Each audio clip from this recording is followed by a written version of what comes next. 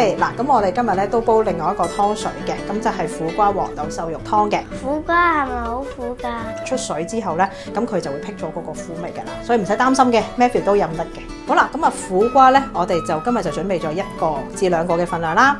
另外黃豆，咁黃豆咧我哋今日準備1兩，咁另外咧就係瘦肉，咁啊適量咁啊 OK 㗎啦。嗱黃豆咧，我哋因為本身你摸下 Matthew 係咪好硬㗎？手都爛埋都仲未得，咁我哋咧就先一晚之前咧就係先將黃豆咧就係浸咗水先。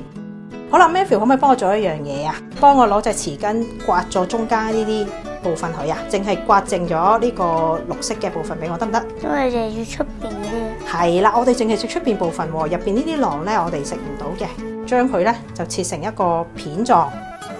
咁我哋就想嚿瘦肉即係冇咁肥膩嘅時候咧，我哋就先將呢一嚿嘅瘦肉先出咗水先。